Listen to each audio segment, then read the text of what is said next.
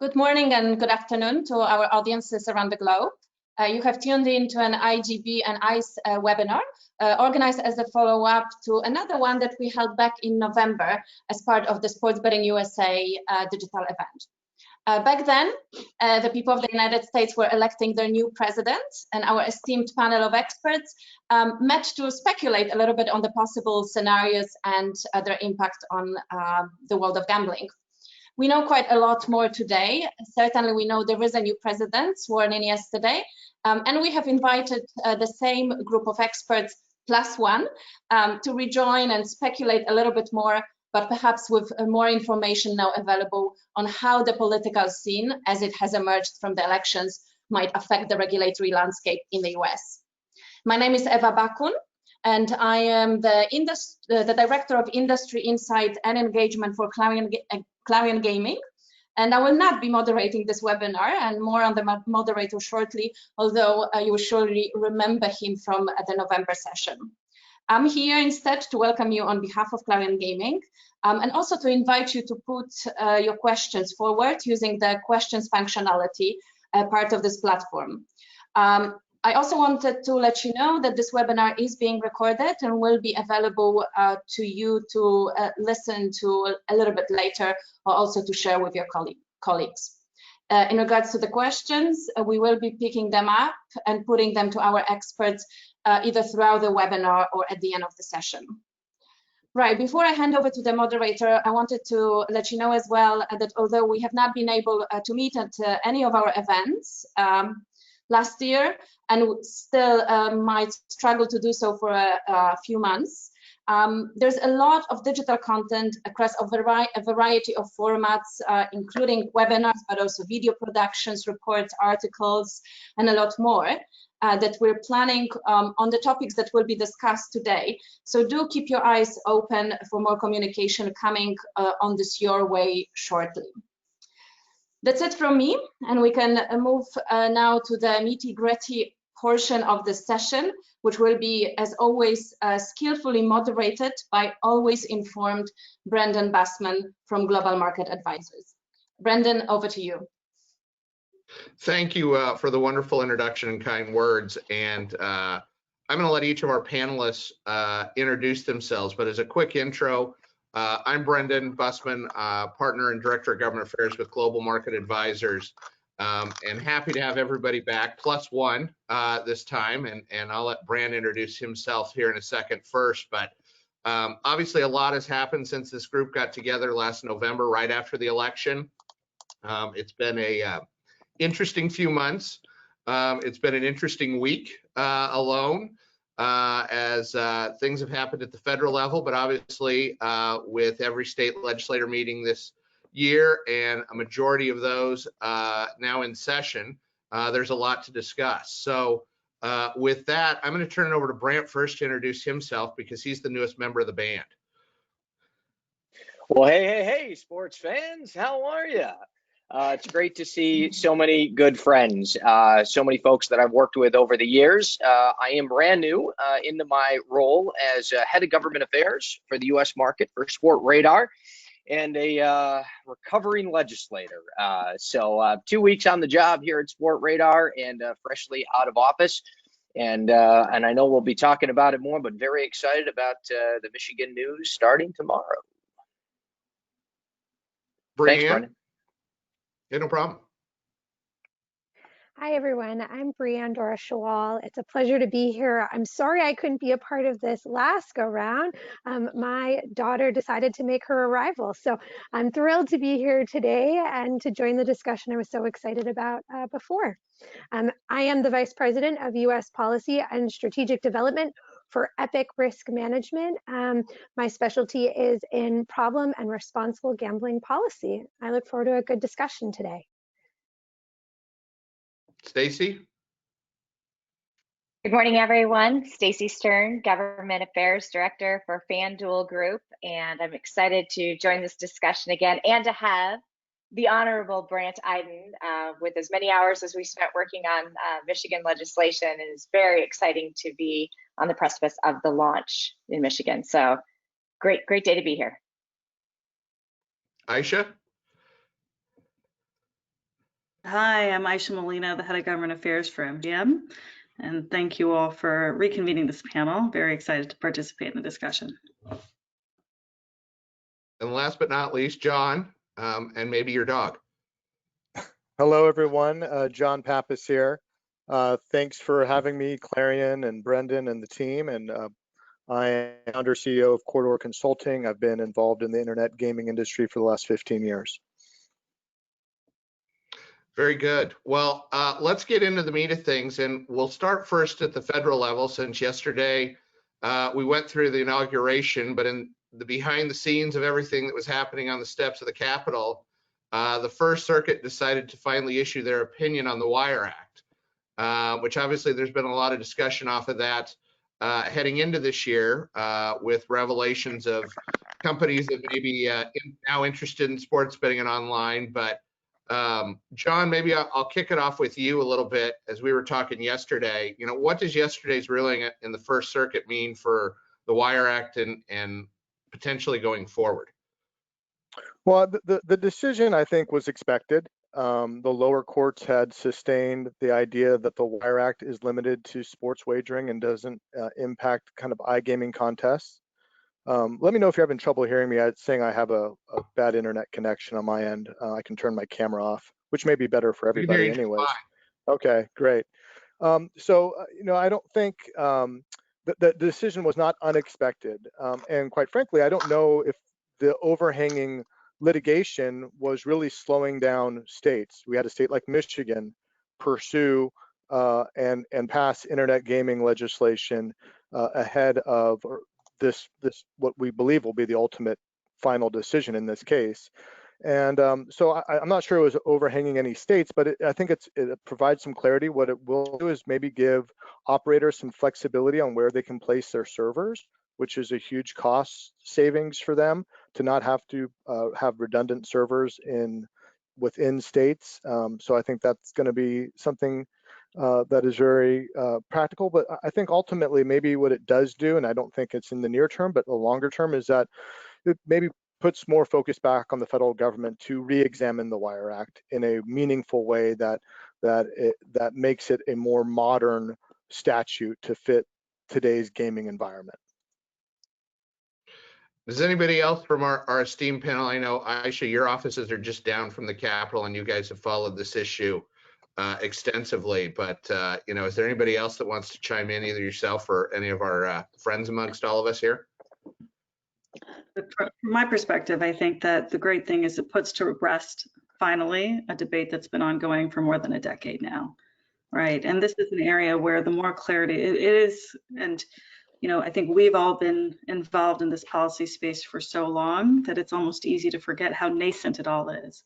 And as you have the market just continue to grow, more states continue to adopt, the more clarity we have in the space, the better it is for all of us. And so certainly I think that in terms of various aspects of our business operations, whether that's payment processing to server location, it certainly, the additional clarity helps us as we continue to navigate the space. So very, very promising, and I think still yet to be seen whether this will have any sort of impact in terms of federal legislation or federal policy. I think like in the immediate sense, it just sort of takes one thing off everyone's plate vis-a-vis advocacy, necessary advocacy at the beginning of this administration.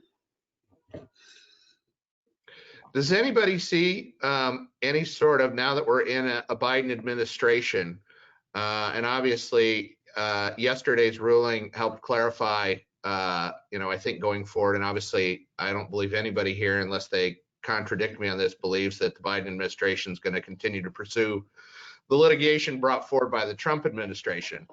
But does anybody see federal legislation happening at the on sports betting or anything else other than addressing the Wire Act in the short term? I'm not sure. I was going to say, I'll take this one. I'm not going to comment about whether I foresee it with the Wire Act or sports betting and regulation. However, the Biden administration and the change in the Senate leaves me a little more hopeful that we might see problem gambling addressed at the federal level for the first time. We remain the only addiction without any federal oversight or involvement.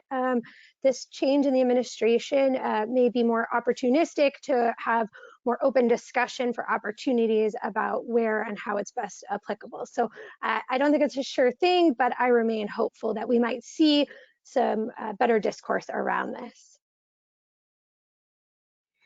Very good. Well, let's jump in here to some of these states. And obviously, there's 2 states now that appear to be moving here very quickly. Bran, I'm going to kick it over to you since you were the one that spearheaded Michigan and fought in the trenches and the battles along with all of us to get this done. But it was you that got the first hit along the way as opposed to the rest of us in doing that. But talk to us about Michigan and the what happens tomorrow and going live finally. Sure. Well, just by way of background, Brendan, you're absolutely right. And we've all of us on this call fought on the front lines in Michigan for over 5 years on this bill. From when we first started, I had a conceptual piece of legislation that dealt with basically iGaming. That's where we started with the bill. And then about halfway through the discussion, the repeal of PASPA, which I like to say, I was so brilliant and saw the foresight of that's why I started the bill in the first place. But it's easy for me to say that now. Basically, halfway through the repeal of PASPA, the sports became a component in the bill. Obviously, more excitement surrounding that, and we got it over the finish line. Only, unfortunately, to have my former Governor Snyder, who actually wore the same jersey that I did, veto the bill. Very disappointing first time around. But I will say this, the second crack at the legislation made the legislation better, I think. And we've got what has been, from what I've seen in news reports, heralded as a great piece of legislation from private companies that are going to be operating in the space. And we're very excited about it. So tomorrow at noon, the launch officially sort of kicks off, and it was announced. Obviously, we had 9 operators that were officially approved late last night. If you didn't see the news, PointsBet came online. So we're going to have 10 operators approved to go on Friday. And we're excited. We've got a great lineup of some NFL football this weekend. And I think that we've got some, because of the marketing that's happened, and I'll let Stacy talk a little bit more about that, and Aisha a little bit about what they've been doing. But there's a lot of sign-up bonuses out there. Players are enthusiastic. I will tell you that I've got former colleagues that I worked with in the State House that have been reaching out to me all week saying, hey, it's coming Friday, right? People are calling the office. People want to know. And there's a lot of excitement about Michigan right now. And what's really cool and unique about this, and as you know, I could go on forever, but I won't, but we've got sort of the first time where we've got this culmination of, the tribes and the commercial entities working together and a launch date all at the same time and a great tax rate. And so we'll see what the market can really do. This is what I believe, I put my name on the bill, but the perfect competitive market, I guess I could say that, but it's a very good one. And I think we're going to have a great rollout on Friday, and we're very excited about it. Stacy or Aisha, I'm going to defer to you here real quick, just because you're in the market. You'll launch tomorrow, but I think one of the things that makes Michigan unique is the partnership that between the commercial side and the tribal side to make this work. How does that foresight in getting that across the finish line in a state help other states that are looking at this down the way? I'll go ahead and take that. I think that this was something that, by the way, not an easy lift on the part of the legislature, and Brant was really helpful and encouraging in bringing the tribes to the table to kind of show the roadmap for what he envisioned, with everybody working together from the commercial side to the tribal side. I think there was also a lot of trust given by the tribes in the legislature that they would be well taken care of, and would be able to find the right partnerships and launch these products. So really a heavy lift, and people did what they said they would do. So I think that trust was honored, and that was really important. And from my perspective, as we're having conversations in other states, with tribal interests, this is really a great roadmap. You know, we're able to point to Michigan to say, hey, look at what they've been able to do. They were able to come together to compromise. Licensing can work, the partnerships can work. And we're ecstatic about having the opportunity to launch there tomorrow in that environment. Aisha, anything you'd like to add? No, I agree with everything that Stacy said. I think it creates an incredibly important framework that shows other states that it can be done, that a lot of these issues that have really been seen as too thorny to be able to adequately navigate, including incredibly critical issues like how to address tribal sovereignty in the context of statewide regulation, that there is a mechanism by which issues like that, with thoughtful partnership and trust, can be meaningfully addressed. And so, you know, we remain very hopeful that as states that do have a significant tribal presence continue to look at the legalization of sports betting, we can really point to Michigan as a model. You know, we've talked a lot about Michigan, and I know Brant mentioned that PointsBet was obviously going live. They announced late last night. Another state had some announcements late last night in Virginia about it going live, and one that they've promised. And Stacey, I'm going to put you back on the spot since it's your organization that gets to go live, and obviously it's official now because it's on the lottery website over everything. But you know, Virginia is another market that, you know, will be the next to go live off of all this. Thoughts as you're the first operator to do that? You know, it's interesting, and what I can say is that we worked very, very hard with the Virginia Lottery to be ready for launch when they were going to give us the go-ahead, which they have done. And it's really just the incredible work from our internal team to make sure that we were meeting every standard that was necessary, every request. And it caught me by surprise as well last night when I saw the announcement. So, just again, a testament to the hard work by our team, and the excitement is phenomenal. So we're excited to get to launch as soon as possible.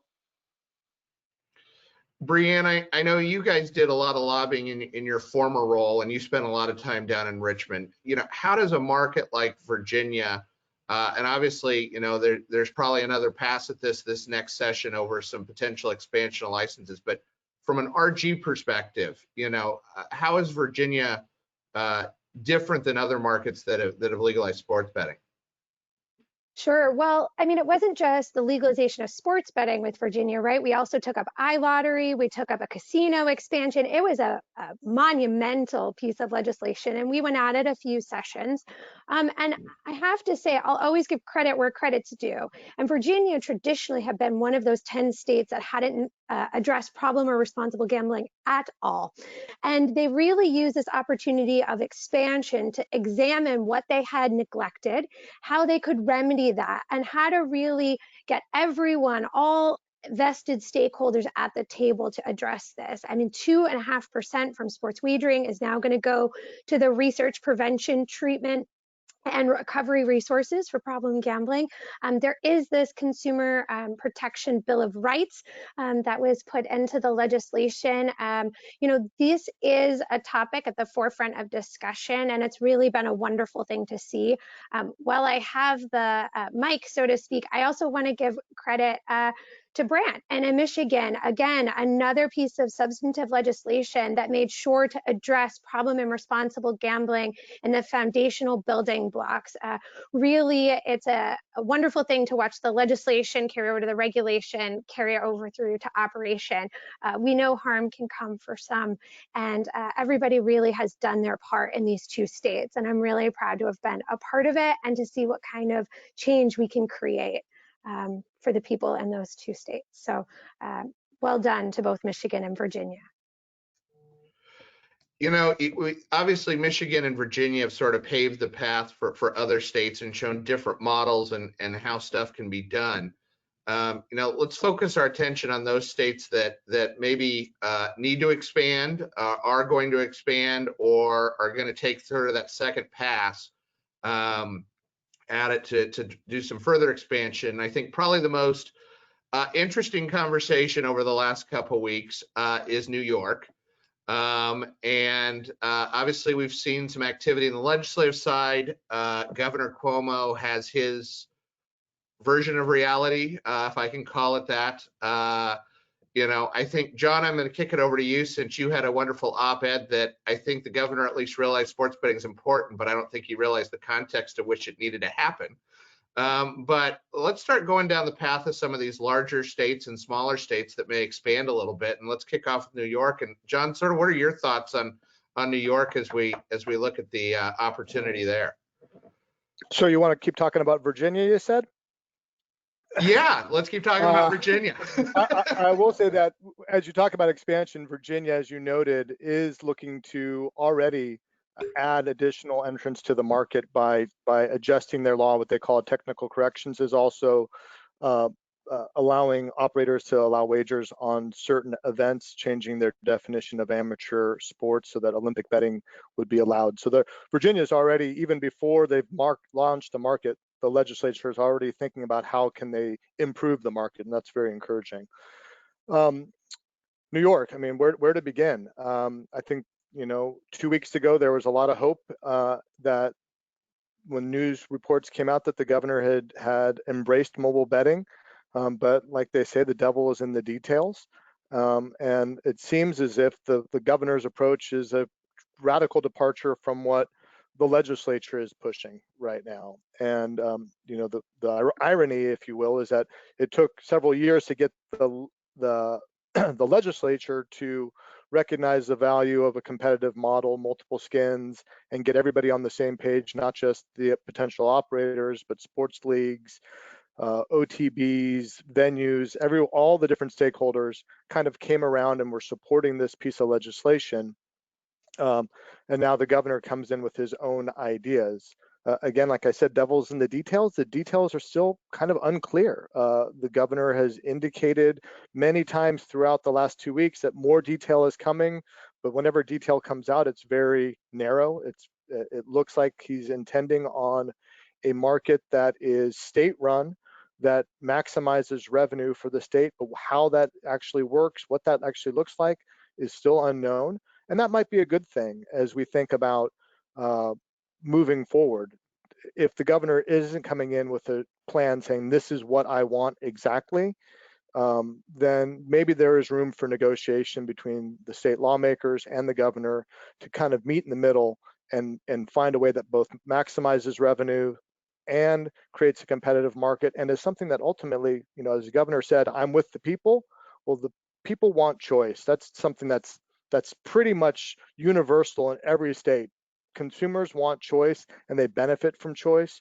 So we believe that ultimately, from even a short-term or a long-term revenue perspective, a competitive market is going to be the best way for New York to move forward. It's just a matter of convincing the governor that they can kind of, this is all about revenue.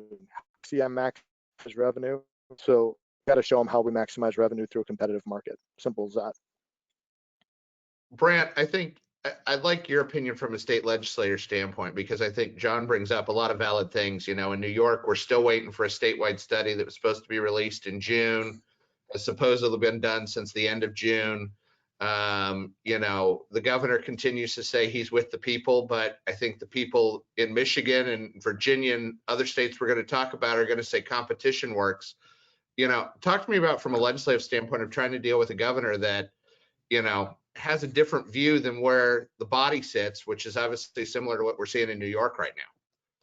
Sure. Well, what you've just articulated, Brendan and John, absolutely. A competitive market makes for the best market. And what we know is that if bettors don't have those options, they're going to continue to do what they're already doing, which is flee into New Jersey, just head across the bridge, get in a cab, jump in an Uber, whatever it happens to be, run across, place their bets, because the sharp bettors and others, and even the regular weekend bettors, know that they can get better lines when there's more competition in the marketplace. That's just what they're going to do. And so, from a legislator standpoint, though, Brendan, I think that it starts with that. discussion. And one of the key gentlemen in that discussion, I always believe, is Assemblyman Pretlow. Really has been a mentor of mine over the years, and what many of us refer to as the godfather of horse racing in New York, and a man who truly understands the industry. Assemblyman Pretlow, I think will, the bill's out of committee now. I think that starts the conversation with the folks in the governor's office. And really, it's about sitting down and sort of educating all sides as to why, if the governor is just focused on the revenue piece, which it's what he's been talking about the most, how a competitive market can do that. And I think there are some other discussions to be had in there at the same time. But I do think that it starts with that, sort of one-on-one conversation with the administration, sitting down at the table and working through where the path that leads to the most competitive market. And as we know, and what we've seen in Michigan, and Aisha and Stacy and John can all attest to this, we've sat down at that table many times, and it takes a little while to get there. It takes a little while for those sides to come together, but through the education, I think that we hope that New York can get there. Another big state that people have talked about for expansion, and obviously I want to keep things moving, but if people have questions from the audience, we'd love to hear what you have. I know we have some good ones already in play. But is the great state of Texas. And as somebody that's tried to legalize gaming down there dating back to 07 and 09 and 11 sessions, I know it's not an easy lift. But, that's probably, I think as most people that I've talked to, and all of us have somewhat talked about this in us conversations, there's a lot of smoke right now. But where's the fire, and how's the fire going to emerge? What are people's thoughts on Texas, and can Texas be one of those states that joins the rest of the Michigans and Virginias and Illinois and Pennsylvania's along the way to join with the rest of them on sports betting? Stacy, your thoughts? I'm pretty optimistic, and as somebody who has been there the last couple of sessions working for fantasy sports, and feeling like we've gotten oh so close. I think one of the things we've seen is kind of the changing attitudes, on the ground among the constituency, among the House and Senate, with, just the fantasy sports contest in general. And I think sports betting is in that same vein. And, you've got team owners who certainly want it and want to be engaged in the marketplace, and operators who would love to be there. And more than anything, you have a constituency who, rabidly wants to be able to wager on sports legally. So, the question will be, with the expansion of gambling and gaming in Texas that is desired right now, coming from the casino perspective versus something like a Tennessee model where it's strictly mobile, what is the appetite in this session? As we all know, Texas has a very short session. It is not a state that is set up to pass legislation easily. So it will be still a heavy lift. But I really do believe that if we can create the right coalition of the right people, and this is something that's going to have to go to the voters. So that can give cover to some of the more conservative legislators who may be, on the fence about legalizing sports betting in general. Let it go to the voters. Let the voters have the say. But I think we can pass legislation this session to allow that CA to be on the ballot. Aisha, anything you'd like to add from an MGM perspective? It's a critically important state, and I think Stacy hit most of the points head on, which is that one of the meaningful differences between Texas and a lot of the other states is I think that you do have a coalition of state stakeholders that is very well educated on the issue, that really, they want to get it done, and they have the level of engagement necessary to help push this across the finish line. It's not just the operators. I think the engagement that we've seen from the team owners that have a long-standing understanding and vested interest in the subject is incredibly helpful there and a necessary part of it. So, obviously this is going to be a very substantive issue, not just this, but also I think on the brick and mortar side, we're going to see a lot of conversation around gaming in Texas. From my perspective, probably a little too early to handicap, but certainly there's going to be a strong push. You know, you bring up a valid point on the brick and mortar side, and obviously, you know, dating back for me, that's where things started, because in 07 and 09, sports betting wasn't even being contemplated. It was all at the federal level of how do we ban further things on Nevada and other jurisdictions. But obviously, there's a company out there that's secured a good share of lobbyists along the way to try to get destination resort style gaming down there. How does that, you know, entering into the work that sports betting and online are happening, how does that either change the dynamics of the market, or does it help or hinder it? Does anybody have any thoughts? I don't want to put you on the spot, John, but I'm gonna kick over to you since you know, with idea that obviously your focus is obviously in the online space.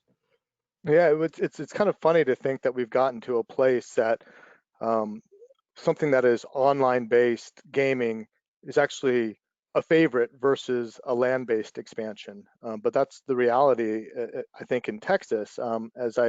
Texas, as you know, you fought there over the years. In my previous life with the Poker Players Alliance, we tried to get poker legal, poker rooms legal in Texas. Imagine the state of Texas with the home of Texas Hold'em, and it's not legal to play poker. And we were unsuccessful. I mean, it's very difficult to kind of cross that delta there. And sports betting seems to have a different narrative, not only in Texas, but everywhere in the country. States that are Georgia, Tennessee, states that are not typically gambling states are really looking at sports betting as an opportunity and as something that their consumers want. So I kind of, you know, I don't know what's going to happen in Texas. I'm not as intimately involved there, but I do, as I look at it from an outsider, I think there's a much stronger chance that sports betting gets enacted this year than a land-based casino bill.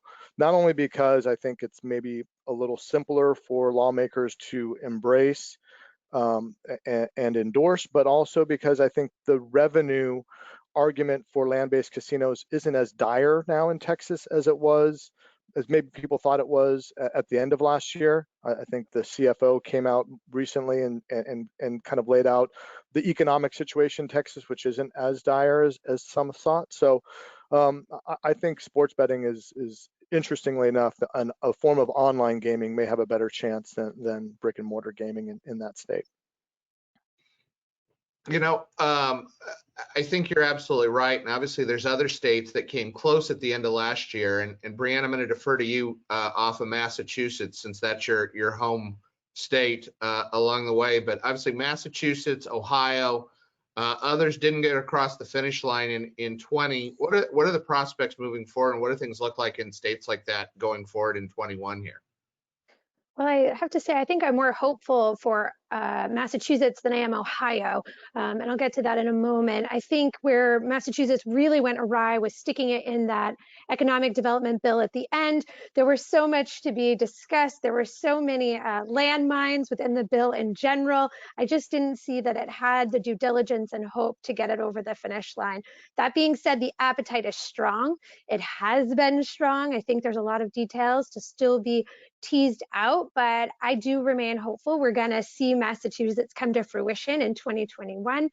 Ohio, from my perspective, I never thought we were going to see it happen in 2020. The differences between the two chambers was just too dramatic, and that wasn't even accounting for the governor. Now seeing the governor making statements already 21 days in, I'd like to see Ohio move forward. I don't know. I think we're starting in a position in the legislature at a disadvantage. We've got to find some new sponsors, some real drivers of this. There's going to have to be some concessions. I'd love to see it, but I believe Ohio will happen later in the year, if I were to put forth an educated guess. I don't think it's going to be soon. Well, the good news about Ohio, as opposed to some of these other states, is that they have a time, they have a year-round session. A lot of these states have to be done. I mean, Virginia's session, for example, is done in like tomorrow. I mean, I joke, but it's literally a 30-day session. So Ohio has a little bit of time. I think what we're going to see in Ohio is actually, I think, kind of a reset, if you will. And I would be surprised if we see a much different bill coming out of the House and the Senate. I think there's going to be a more unified approach. I think legislative leaders recognize the need. The governor has said he recognizes the need, recognizes an interest in this. I think we'll see a more unified approach and maybe an emphasis on some sort of a gaming legislation that would be carried in both the House and the Senate. So that's kind of how I see it unfolding. I don't think it's going to happen, in the first 3 months of the session, but like I said, Ohio's got a long leash that they're a year-round legislature. Two other states and one semi came close to it last year that has to go the same route as Texas with a ballot initiative is Georgia, but then Arizona, which are two other large states that people have talked about. And obviously, all of those continue to pop up on our radar along the way too. What are people's thoughts? And Stacey, since you're in Phoenix, I'm going to start with Arizona. What's that look like for a largely dominant tribal state and the chances of moving forward with some form of sports betting legislation? Yeah, I think this is really the year to get this done. And as most people know, the tribal compacts are coming up on their expiration, a couple this year, most of them next year. But it's been a high priority for Governor Ducey for a few years now to get these renegotiated, to sort of modernize the gaming. That's his term that he likes to use. Sports betting is something that he has wanted from the day that PASPA was repealed. He tweeted out that he wanted sports betting. This is a state that he feels with, not only the professional sports, but just the sports fans in general, that would really benefit from legal sports betting. So he's been motivated. And so I think that it sounds as if the tribes in the governor's office, now remember, everything is governor to governor, right? Tribal governor to governor of the state. And there are NDAs in place, but it sounds as if the conversations have gone really well and that they're very close on an agreement. And so with that, what does the marketplace look like? And thankfully, I think that the tribes here have been very progressive and sort of modern in their thinking about what that can look like and how it can benefit them too. And so I think the discussions have been really positive. And my expectation is that if the agreements can be signed, that we should see legislation, enabling legislation introduced by the governor's office, sometime during this session. And things could move very quickly here. As for Georgia, there's the thought that maybe the CA isn't necessary for sports betting if it's run through the lottery. And I think that's a path that is certainly being pursued. You have, again, the professional teams who are very interested in seeing sports betting in that state. So with that, with that voice from the professional teams, being interested in seeing legalized sports betting, I think there is a potential path in Georgia this year. Aisha, anything from your perspective on either of those two states? In Arizona, I think that one of the things that is helpful, and this goes for New York as well, is that one of the real questions that's been out there for so long is, where's the executive on these issues? And I think we're seeing increasing clarity around that question. And that creates such a meaningful framework for us to understand how best to move forward. And so I am hopeful on Arizona and Georgia. We've been down there a long time and seen this play out the same way every year.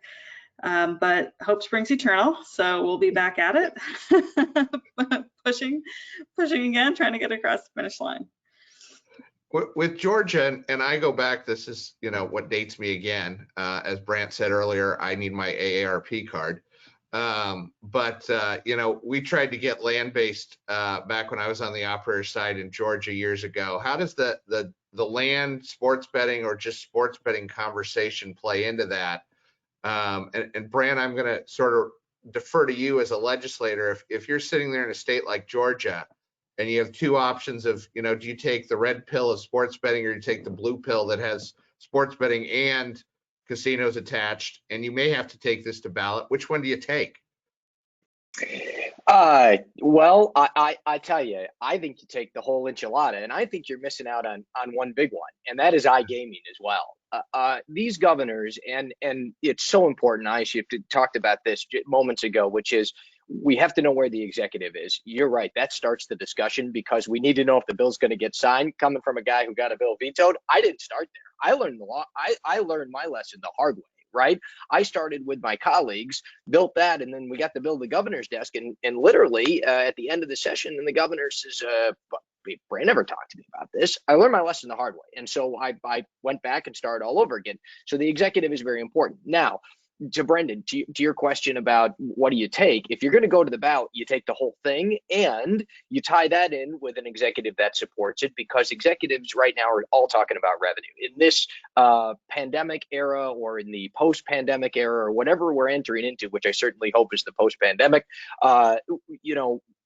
this is about revenue for states. And if you want to really capture revenue, it's that iGaming piece is a critical part of that. And if you're going to go for sports betting and you're going to do mobile sports betting, then you might as well just do the iGaming piece as well, because it just makes a lot of sense to do all these at once and really do those updates that Stacey talked about, modernizing the industry that Governor Ducey talks about. This is really modernizing. I mean, everything we do is on our mobile devices now, and even more so now during this pandemic. We are here. I mean, just prior to coming on live here, folks, this panel talked about we do everything via Zoom now. It's become so common, we don't even do conference calls anymore. We do this, and that's because of technology. And technology is leading the way for the industry. That's one thing that we do great at Sport Radar. Technology is leading the industry, and what we need to do is make sure that we have all available platforms available in that competitive market. So if you're going to go, and you're going to go to the ballot, take the whole thing.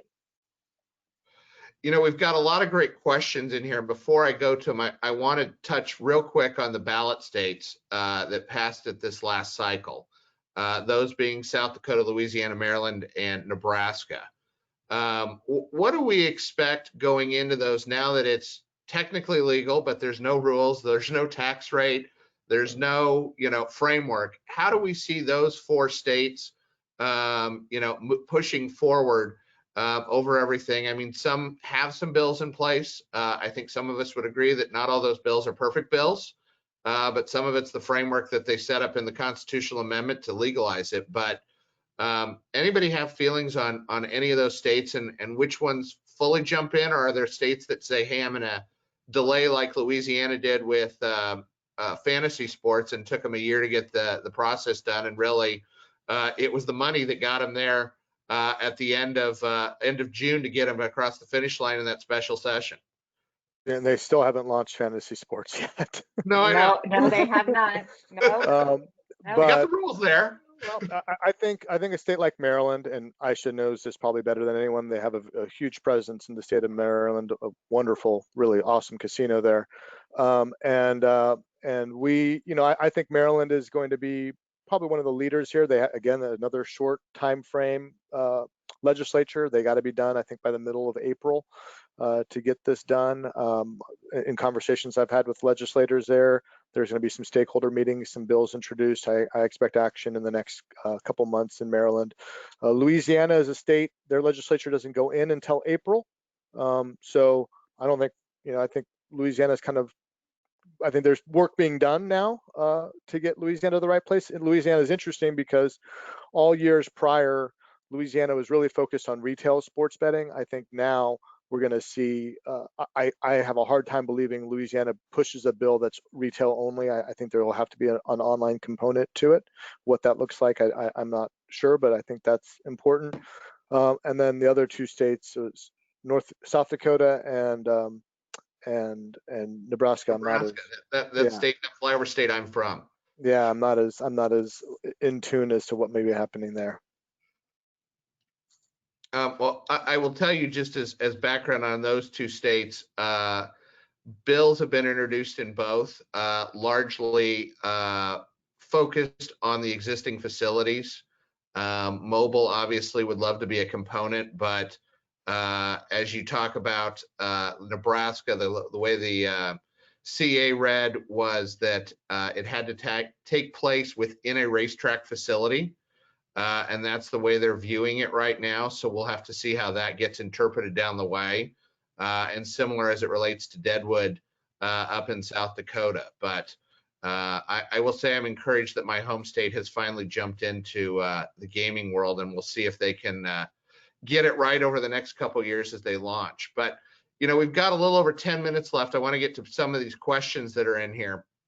One of the questions that was asked is, there's a lot of questions about Illinois. And obviously part of it's been the extension you've seen with registration done by the governor. You have the bite at the apple that they're coming back with on NCAA and what that may mean. But what do we see happening in Illinois as a state that's, gone through its hiccup since it legalized in June of 19? Brianne, you want to start off maybe off of that? Because I know you've done a lot of work in Illinois previously. I have, and it's one of those states that I was really pleased to see their attention or aggressive addressing of problem and responsible gambling. That being said, I'd like to see a little bit more. If I could take a stab at this NCAA latest proposal to remove the ban on in-state wagering.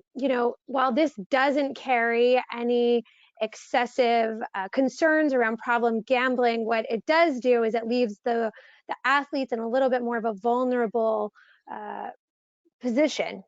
And I'd love to see a mandate around education and player protection and educating them about what this means for bettors to be engaging with the game, a little bit more prop bets, what kind of pressures they could face, how to handle these situations, and what that actually means when it comes to problem and responsible gambling. I think that there's a lot of benefits to removing the ban. I think that they're facing these pressures, whether there's the in-state betting or not, right? Everything's happening on the phone. There's access to these players, but there's a little bit of increased accessibility. So it's about protecting those players and educating. So I like to see Illinois follow through with what they did the first go round, which was address the concerns around this policy and maybe strengthen the bill just a little bit. And Brendan, I would echo Brianne's comments and say that, the new speaker, Chris Welch, I think is going to be so helpful in making sure that the gaming issues are addressed properly. There's no need to recuse himself. I think we're going to see a shift in attitudes following, him being elected speaker. So I think that's a really big piece of the puzzle for us. And for Representative Zaleski, who wants to address the college, in-state college sports betting, I think you're right, Brianne. It's something that, why not the whole package be, around allowing people to do so because we know they already are, and educating the athletes is part of that. It's a really important piece, and I think many in Illinois understand that and can write some sensible legislation around that. If I can be a little bit of a skunk in the garden party on Illinois, I'm a little bearish, and I want to be wrong. Illinois has just been a very difficult state when it comes to gaming, and there are so many issues with the sports betting bill that actually need fixing, in my opinion. Everything from the supplier license categories, the way they treat data companies like Sport Radar, to remote registration, allowing remote registration,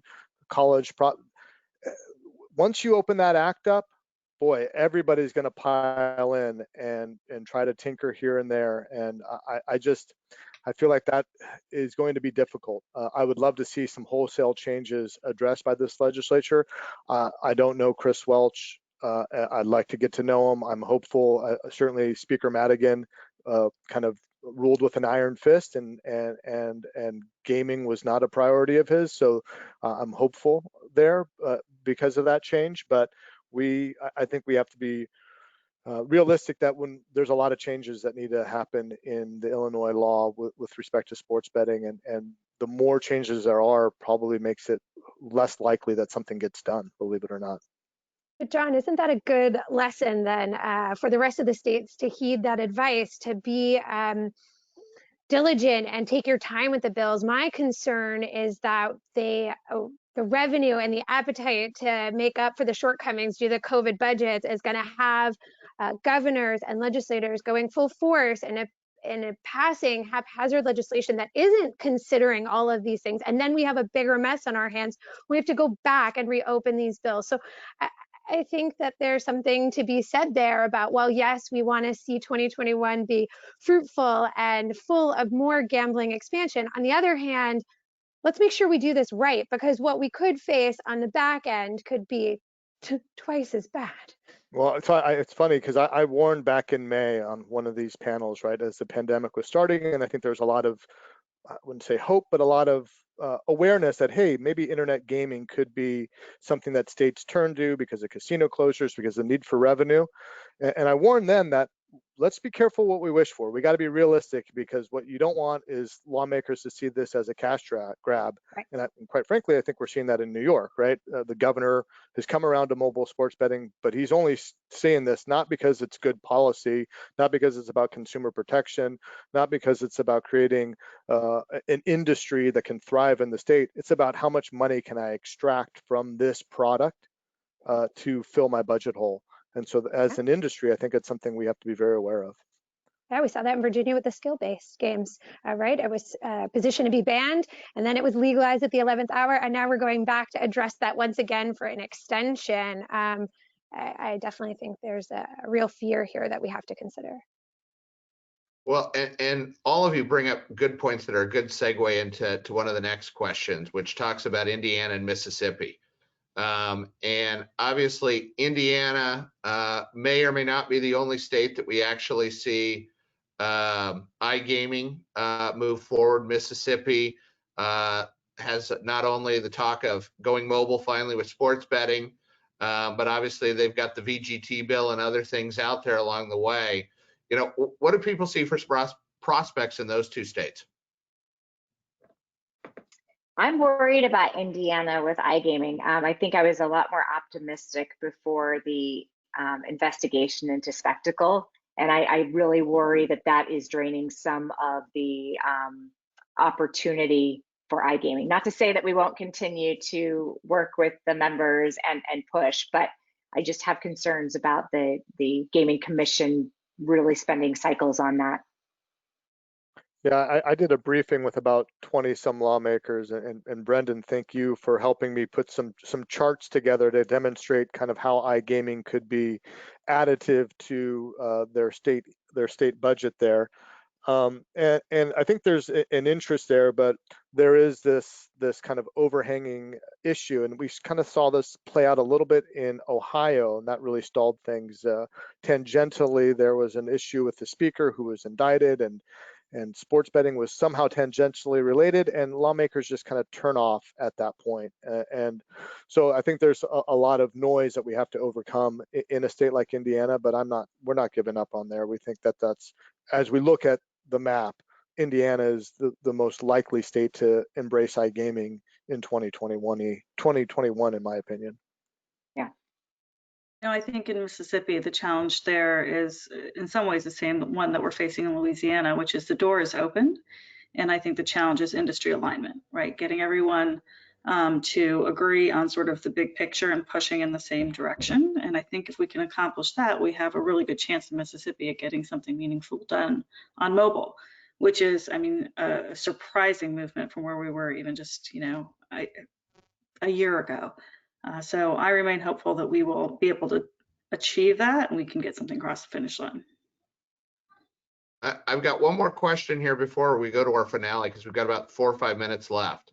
What are your thoughts and chances of gaming expansion passing in Connecticut this session? Obviously, one of the tribes has come out in partnership with DraftKings, but I always refer to Connecticut as the Groundhog State, because every year I've watched legislative hearings there. It's a day of my life I don't get back because it's the same one over and over again. But where do we think that Connecticut will go, obviously with the tribes playing a significant role in that effort? Anybody have any thoughts? Bran, I'm going to kick it over to you since you're the first one that smiled. Well, this group was very rarely silent, and you couldn't. I mean, I could hear a pin drop right there. Well, let me say this. I'm certainly not as well versed as the other esteemed panelists, just jumping into some of these other states. But I will tell you that from what I've seen, I like the prospects. The tribal exclusivity there probably means that something will get done. You've got a governor again, the top executive that's been pushing it. I recognize that it's one of those things that we keep coming back to and saying we've seen this before, we've heard this before, but I like the chances. I guess if I had to wager on it, I would say that Connecticut's going to go this year. I think we could see Connecticut go. From our perspective, we'd like to see a more competitive market. It'd be great to see if the tribes could have multiple operators operating under their license there. Would be great to see other opportunities for entrance into that market as well. A two-operator market, even in a small state like Connecticut, I don't think is ideal for the consumer. So we'd certainly like to see a way to get to more competition there. And I think as we think about this as an industry, that should be what we're always looking for, because when we go to a state like New York, it's going to be hard for us to argue for more competition if a neighboring state says, well, I only have one operator or two operators. And then they look at that and say, well, why do we need 14 operators here? So Yeah. I'd like to see that change. One other, and I think Connecticut though does present the prospect of not only sports book but casino, because of the tribal exclusivity issue there, that they could offer casino games online, and would be obviously nice to see another iCasino state go online. Yeah, I think one more thing about Connecticut too is we know that obviously the governor is supportive and addressed it in his State of the State, but also the Public Safety Committee is convening a gaming forum to educate new lawmakers. So it's definitely top of mind among the legislature, and that's important. We're running out of time, and I know all of us could continue to talk about these other states, but obviously I want to be respectful of all of our attendees today and appreciate the flurry of questions, and we'll get to some of these along the way, hopefully afterwards. But as we close out, I sort of want to ask everybody final predictions over what states may legalize in 21, and we'll make sure the recording's off so we're not all held accountable at the end of this year. But Brianne, you're on the left of my screen. I'm going to start with you first. What states go legal in 21? All right. Well, as we just discussed, I think Connecticut could go. I think Ohio, as I said earlier. I think Massachusetts, and maybe we'll see Arizona too. Brant? Safe bets are probably for me on Connecticut and Massachusetts. I like the outside chance of Georgia. Aisha? I'm going to start with Maryland. I think we've got a really good shot in Maryland, Louisiana, and I similarly am hopeful about both Massachusetts and about Ohio. Stacy? I gotta go Arizona. So Arizona, Louisiana, Maryland, North Carolina is gonna go this year. Ohio, and I'm less certain about Connecticut. John? I'm looking at my crystal ball, and I'm going to predict that in the next 48 hours, Michigan and Virginia will launch. Is that? I think that we can say that, and if I'm wrong, sue me. But I agree with my fellow panelists. I think Maryland is top of mind. This is a state that already the voters overwhelmingly approved it. It would be, I would say, dereliction of duty if the lawmakers didn't follow through on what the voters asked for. So I see Maryland. I'm optimistic about Ohio and Massachusetts. Those would be my top three. Very good. Well, I want to thank all of you. I hope that we'll be able to get the band together back after all these sessions are done later on this spring, maybe, if we can get together for another session. But appreciate everyone's time today. And I think it was a robust conversation and one that I know could continue on. And with that, Eva, I'm going to turn it back over to you to close this out. Thank you, Brendan. Thank you so much. Big thank you to all of our panelists for a fun, engaged, and informative discussion. Thank you for your predictions as well. And big thank you to our audience. Stay tuned for more on these topics. And a reminder, this session has been recorded and you should get an email with a recording following this webinar soon. Thanks again and have a lovely day. Thank you all.